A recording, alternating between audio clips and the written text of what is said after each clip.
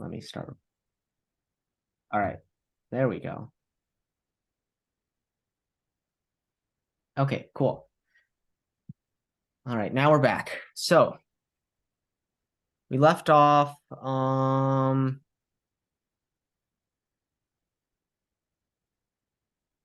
right over here. So recall the long-term short memory of recurrent neural networks.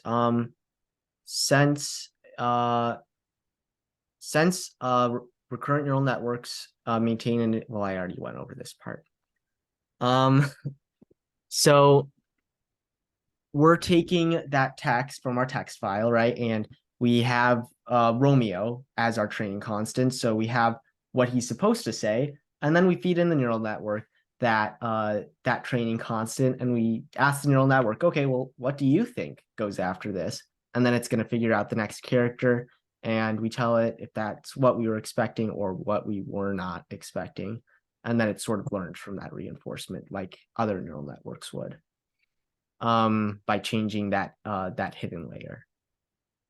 So next we divide the text into example sequences. So each input sequence will contain this sequence length. This is a variable that we use later, characters from the text. So for each input sequence, this is what we were talking about after Romeo, what we're expecting. The corresponding targets contain the same length of text, except shifted one character to the right.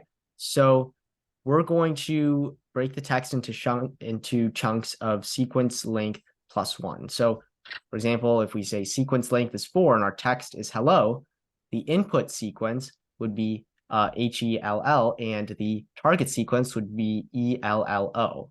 So, so guess with that by trying to get that target.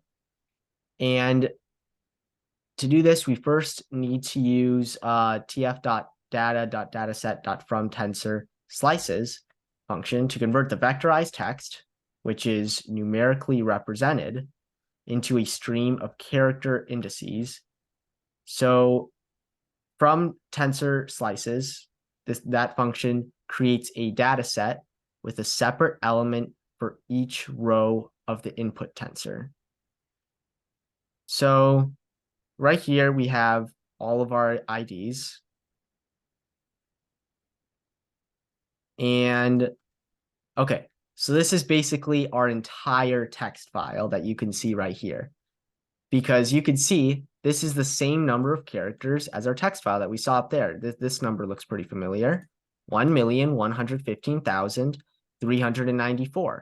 So you can notice that that contains all of the text that we had from that we have in our text file now as character IDs, now as vectorized text.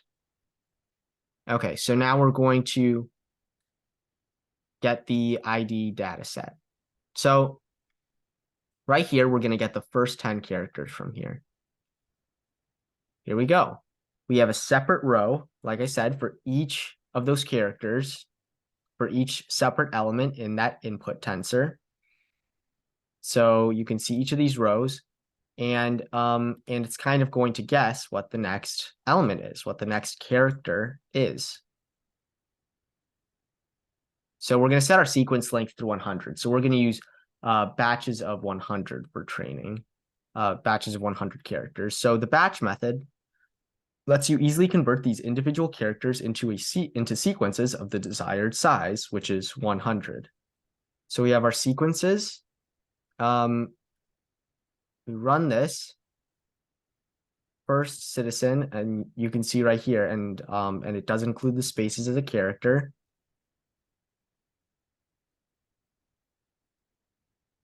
And notice that it contains 101 characters because we said sequence length plus 1. And okay, and this is just for reading, for human, making it readable by us. When you're actually running a neural network, this would not be a necessary step. You wouldn't need to do this, but we're converting it back into text so that we can see what exactly just happened here. so we get this. This is what it is, and \n, as you know, means new line. So it needs some way of representing new lines because enter is not, is not a character. It's \n. So that's how the neural network knows to represent a new line. So for training, you'll need a data set of input and label pairs. So input and labels are these sequences, and at each time step, the input is the current character, as you would guess, and the label is the next character. So we can see up here in our example, that would be like h of t and h of t plus 1. So we would have our current character and then our next character there. So here's a function that takes the input, duplicates, and shifts it to align the input and label for each time step. So we split our targets. This is just an example. This is not actually training the neural network because we don't need because we're not actually taking data from the file yet. So this is just an example to see at a much closer level before we go down. Because once we're training it, you're not going to really see what's happening behind the scenes. So we're going to split this into our list, and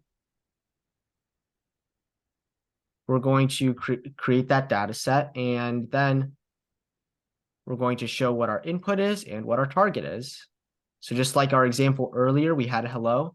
Right here we have the entire word, or in this case, the entire sentence, and then we have what we wanted to guess. So in this example, we want the neural network to guess that a space comes next. So the neural network should know that a space is supposed to come after the word you. So create training batches.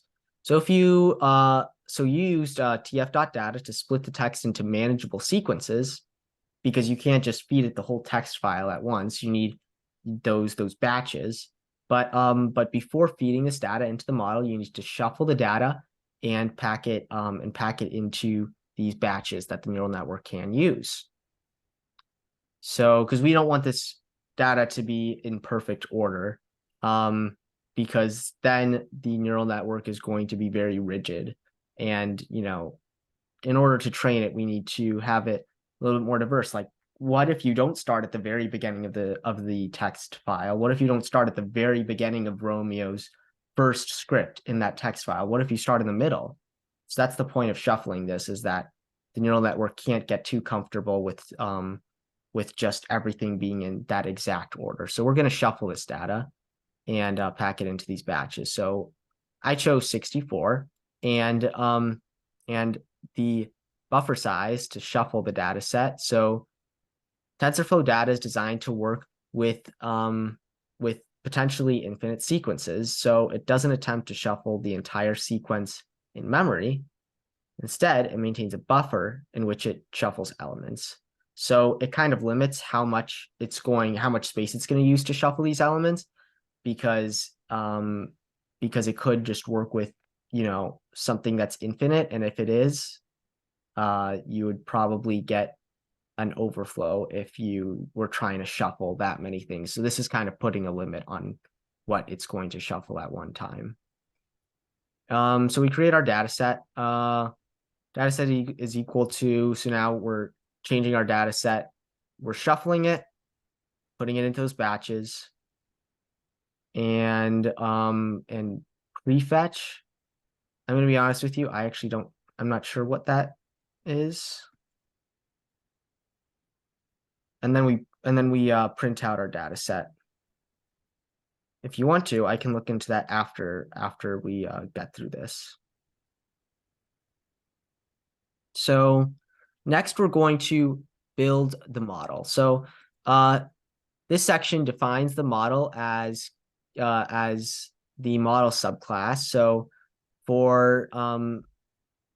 so this is referring to the TensorFlow docs, later on.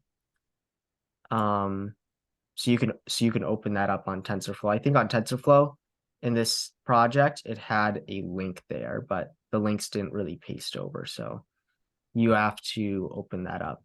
You can probably look it up if you wanted to look at it. But this model has 3 layers. We have the embedding layer where we take our input and yes.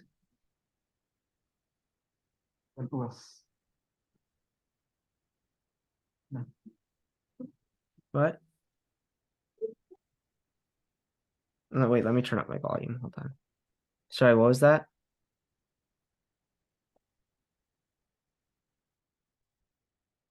Okay. Never mind. Let me save this recording. Oh no, that's fine. You're good. All right. So the model has 3 layers. So we have the input layer, which will map each character ID to a vector, with the embedding dimensions. So and then the GRU layer, which is kind of super important.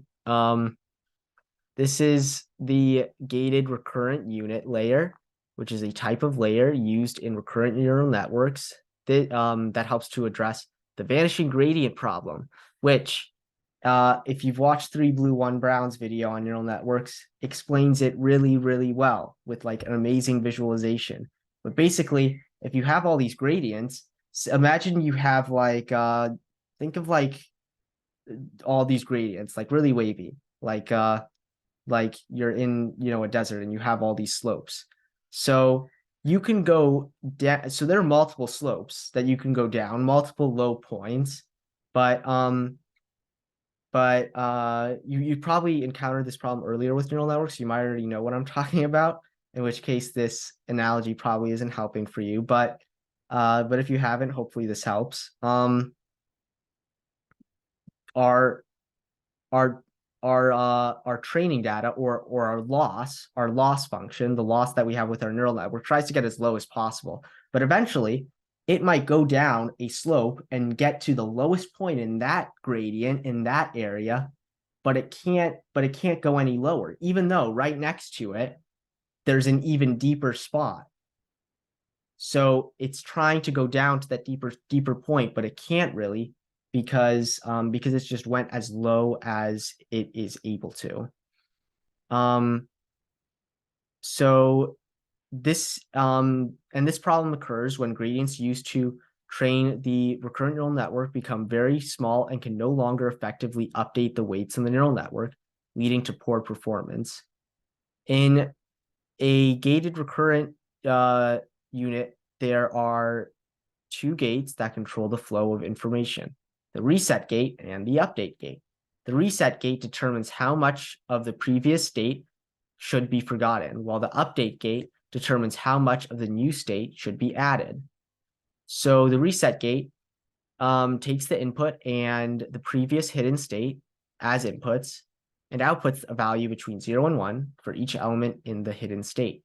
This value determines how much of the previous state should be reset and forgotten, because these recurrent neural networks can't remember, the entire this 1 million characters of this text file like at a time. It needs to forget things. That's why it's called long short-term memory. It needs to be able to forget these things. So the update gate takes the input and the previous hidden state as inputs and outputs a value between 0 and 1 for each element in the hidden state. This value determines how much of the new state should be added to the previous state.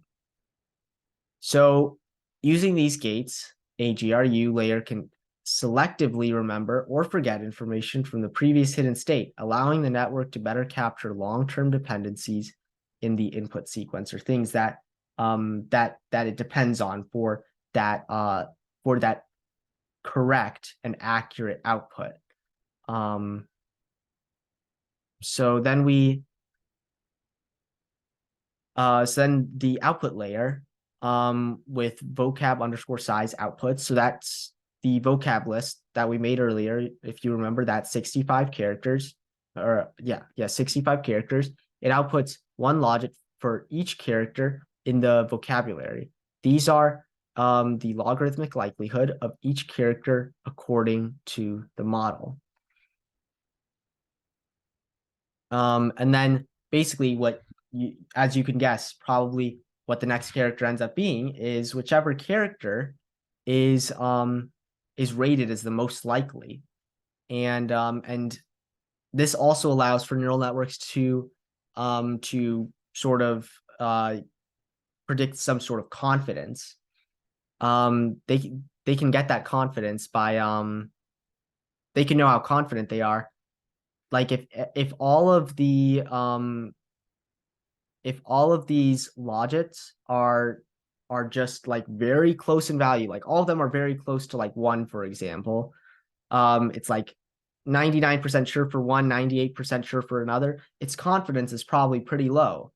But if there's like a vast difference, like 1, it's like, okay, there's like a 90% chance of this, and then for the other ones, it's like 60% chance, 40% chance, 20, 10, 0, then it's very easy to know. So we automatically select whichever one has the highest confidence, or sorry, not the highest confidence, the highest probability or the highest likelihood of each character coming next. We select whichever one has the highest likelihood, because it can't output multiple characters at once for a single character. It guesses one character.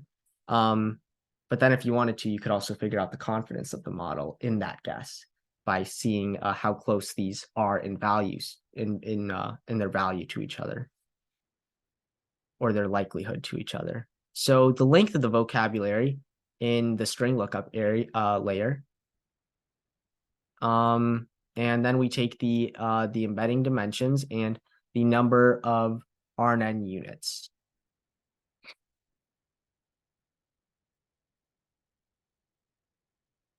And right here, we create a model, which you'll see us using this later.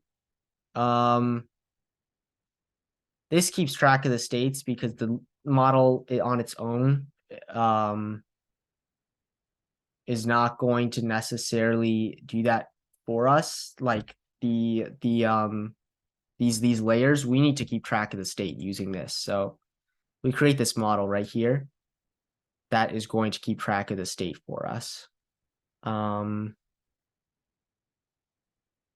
we create a model right here. So we create our model, we pass in our vocab size, which is equal to the size of our vocab, 65. We set it equal to our embedding dimension, which we made all the way. I actually can't find it. We set that equal to our embedding dimension, and we set it equal to, oh, no, we have it right here, 256, and we set that equal to 1024. Let's run this. So for each character of the model, it looks up the embedding. So it looks up whatever character ID is associated with that character. That, remember, that ID from characters function that we made earlier. So it's going to figure out the vectorized text, and it runs GRU, the GRU layer, for one time step with the embedding as input, so that vectorized text, and applies the dense layer at the very end to generate logics predicting the logarithmic likelihood of the next character. So this is a chart right here. Looks a lot like the chart that we saw up there with h of t minus 1, h of t, and then h of t plus 1. And you can see that it's just taking this and passing it in again. So each time we run this, we have our state before. We take our input character, we feed it in, and we get our logics, and we select from there whichever one has the highest likelihood, and then we get that. And the next thing that we do is we take that character most likely, and we add that in, and and we add that onto our input and we pass it in again as our input character. And we want to predict that. And we pass that in again as our input character. And we want to predict that. So right here, we are going to try the model. So now run the model to see if that it behaves as expected. So first, we're going to check the shape of the output. Let's see this.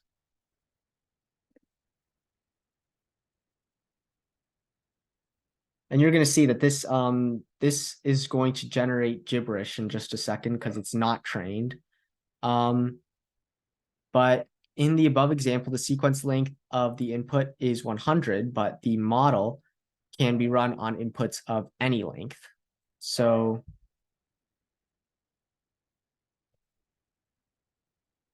there we go. Okay. Now to get actual predictions from the model, you need to sample the output distribution to get the actual character indices. So the distribution is defined by logits over the character vocabulary. So we can run this, and this gives us at each timestamp a prediction of the next character index.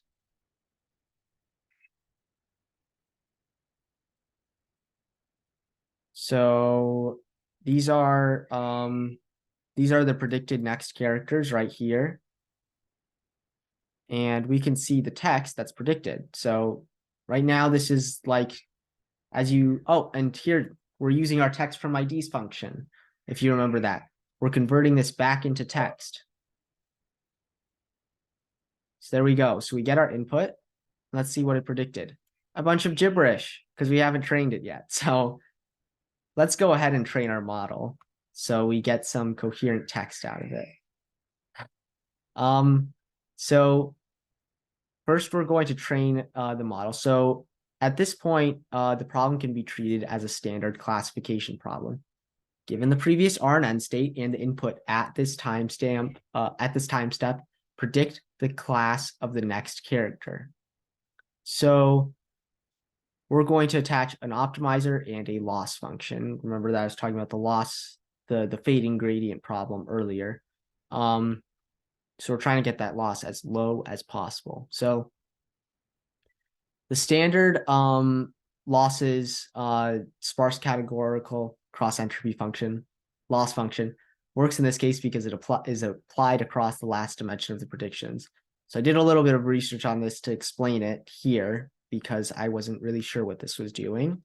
So because your model returns logits, you need to set the from logits flag. Remember that the logits are unnormalized output values produced by a neural network's last layer before the activation function is applied. They represent the degree of confidence or certainty or likelihood that the neural network has in predicting the correct class for a given input. So logits are not probabilities, but they can have negative and positive values. As you know, probabilities only have positive values. Usually they would be like from 0 to 1, 0 being 0% and 1 being 100%. So while probabilities, and right here, while probabilities are always between 0 and 1. However, we can convert logits to probabilities using a softmax function, which normalizes the input values to a probability distribution over the classes. So during training, the neural network adjusts the weights and biases in its layers to minimize the difference between the predicted logits and the true labels for the input data. So we accomplish this with the loss function that I was talking about earlier, which compares the predicted logits from the to the true labels and penalizes incorrect solutions. By minimizing the loss, the neural network learns to produce more accurate logits and thus better classify the input data. So we define our loss layer, first of all, or our loss function. And you can see that our loss is pretty high right now because it is not trained. So we're not really getting what we're expecting right here. because because our because our network is not trained. You can see right here, this is probably not what we expected. So our loss is pretty high right now. A newly initialized model shouldn't be too sure of itself. The input logic should all have similar magnitudes. To convert this, you can check that the exponential of the mean loss is approximately equal to the vocabulary size. A much higher loss means that the model is sure of its wrong answers and is badly initialized. So, and a model should never be confident in wrong answers. So that probably means that you did something wrong while setting it up. So configure the training procedure using the compile method. Use the atom optimization algorithm to help speed up the training process and improve the accuracy of our neural network with default arguments and the loss function. And I've seen this optimizer used in almost all recurrent neural network examples that I've seen with text generation and stuff. So we're going to use a model checkpoint to ensure that the checkpoints are saved during training. So you'll see us use this later, but we're creating checkpoints of our model as we're training it. So each version as it improves. So we already set our runtime to GPU. To keep the training time reasonable, if unable to use a GPU runtime, use 10 epochs to train the model. We're going to use 20 epochs with a GPU runtime. However, in order to improve our model's accuracy. So we'll set epochs equal to 20. And here we go. So start training your model. And this should be done in a few seconds.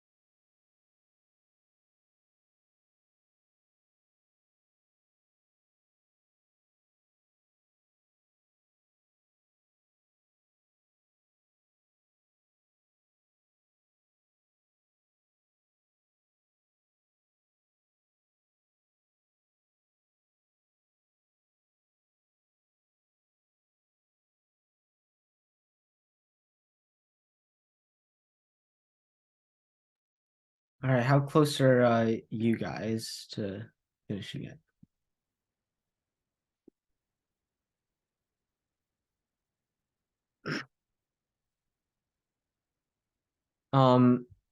As it's if it is still running, I still do need to move on because it's running low again. It's already 10 minutes left in the free meeting. So I'm just gonna finish up as quickly as possible.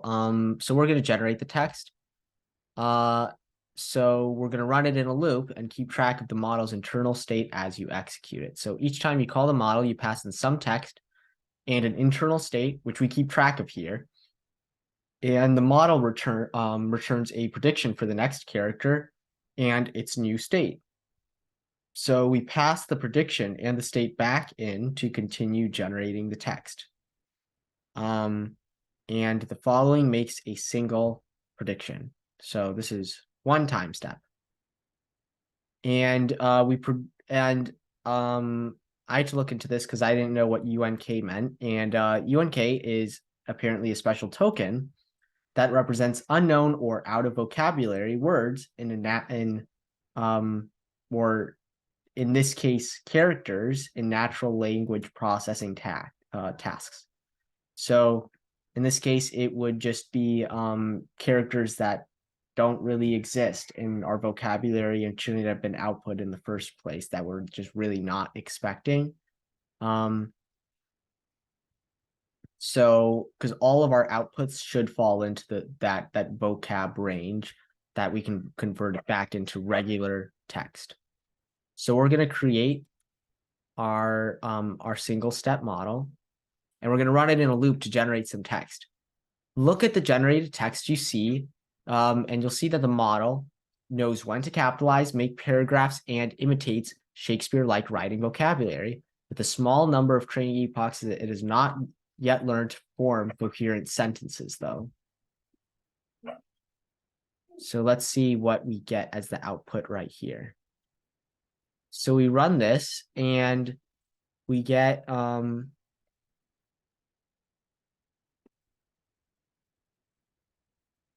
we get this output.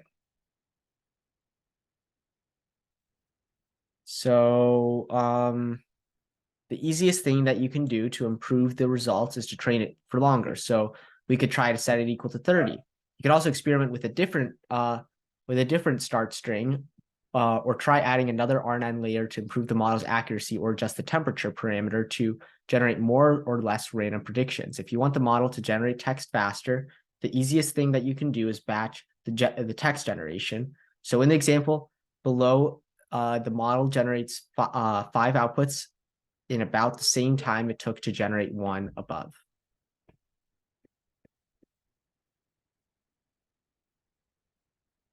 Because it does take time to reinitialize that state and pass it in and save it and pass it in again. So right now we're kind of doing it all at once. So we're generating 5 outputs now, which is, obviously a lot better in our case. So this single step model can be saved and restored, allowing you to use it anywhere. A saved underscore model is accepted. So and notice that these are training constants right here. Romeo, Romeo, Romeo. They're still used right here. So you'll notice that changing those training constants on that first line has a pretty big impact on other parts of your code as well. So we're going to save this. And then we're going to run this. So we take a random option from our training constants and try generating text and see what the model comes up with.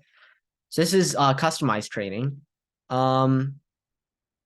So we're going to run this. I do want to get to my last paragraph though. So we're going to run these right here. And this is just an alternative to what we did up there with custom training. All right, here we go. And you can also do that as well. But after we do all this, we can test the model ourselves. So I'm going to let this train while I go to this last paragraph and explain some of this.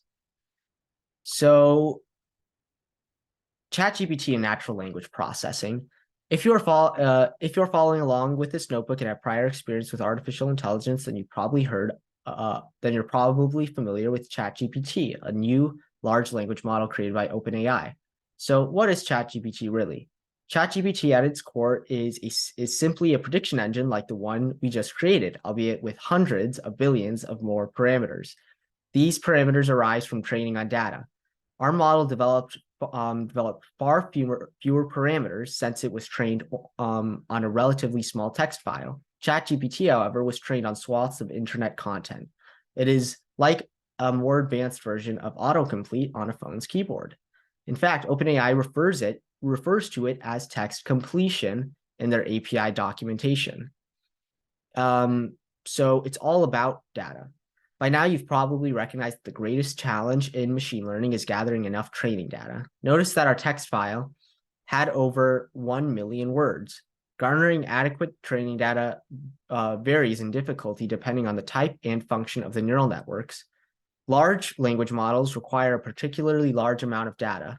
This data is gathered automatically via web scraping, which one can accomplish with a simple Python program. Web scraping collects content from websites in an automated fashion. This method enabled OpenAI to gather massive quantities of data from Reddit, Stack Overflow, Wikipedia, and other websites full of text content. This data was then parsed and cleansed, similarly to what we did in the process, the text section. Finally, the data is compiled and used to train the model, generating hundreds of billions parameters. And you'll also notice that this data was probably not in the best format. Like it probably had a lot of HTML scattered in there. It was not like a clean text file that we started with. We even started with pretty clean data, but OpenAI definitely didn't. They had to definitely sanitize it and make it, more normal.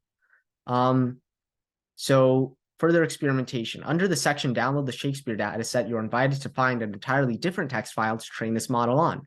Our code will work with any coherent text file, or in other words, some predictability. You can imagine that if you uploaded a compilation of many Wikipedia articles into a single text file, the AI would be able to answer questions about a variety of topics.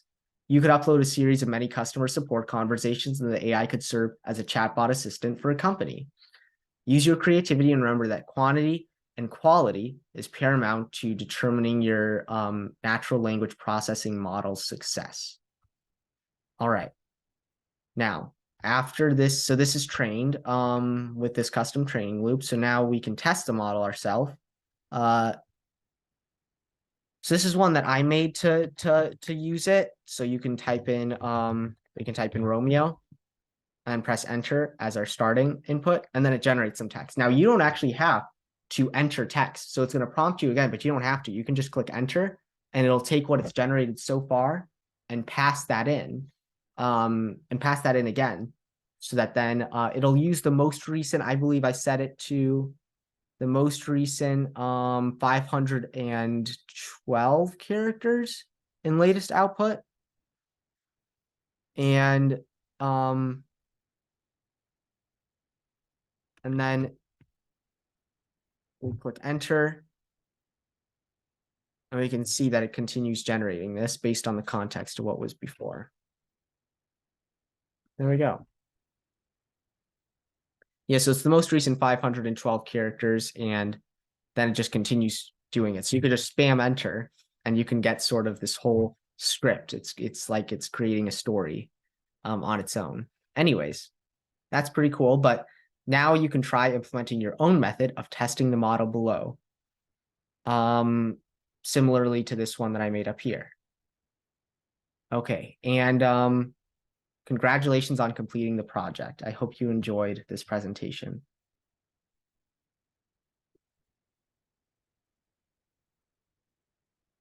That's awesome. All right, great. Well, I hope you have a wonderful week.